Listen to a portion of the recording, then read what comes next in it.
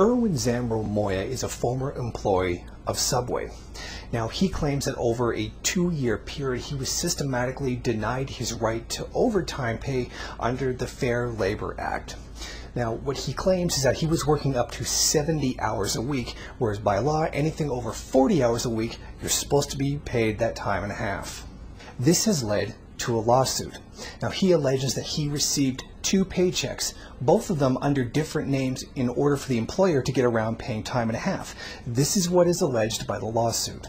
To hide the plaintiff's very high number of hours worked per week, defendant regularly paid plaintiff about half of his wages under his name and half under a fictional employee name, typically Erwin Zambrano.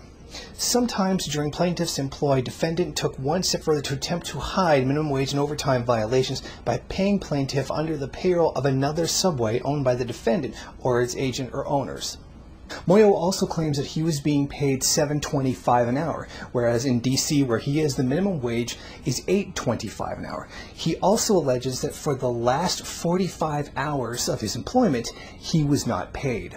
The lawsuit is against the franchise owner Parvin Faraz. It is not leveled against Subway itself. He has also set this up as a class action suit because he feels that other employees in the past may have suffered the same kind of violation. If there's really one thing you can say about capitalism, is that it has a tremendous dynamicism in trying to get around laws in order to fulfill its own profit motive.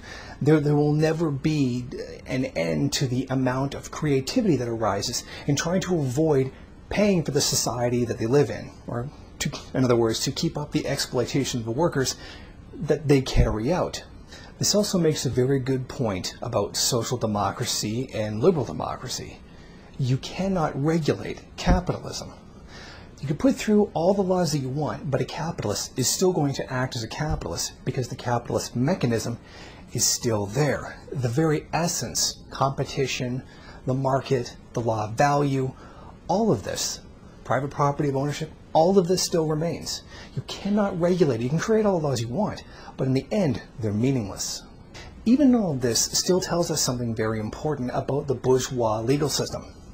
If you steal even a single dollar from your employer, the police will come to your house with an arrest warrant, kick open the door, throw you on the ground, arrest you, and drag you off to jail. However, if your employer steals from you, even a large amount like $2,000, that's a civil matter. You have to pay out money to go into a bourgeois court. A court that you more than likely, a lawyer that you more than likely can't afford if you're a working class person. Now, did you see that?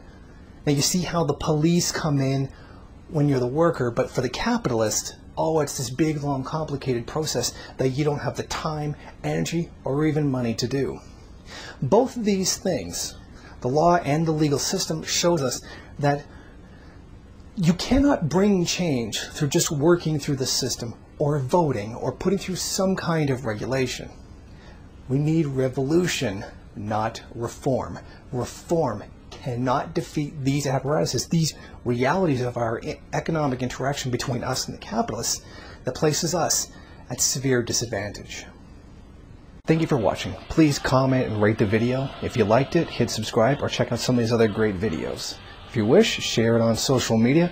While you're at it, why don't you follow me on Twitter? And if you got time, go on over to the MRN bookstore and check out some of the latest books available.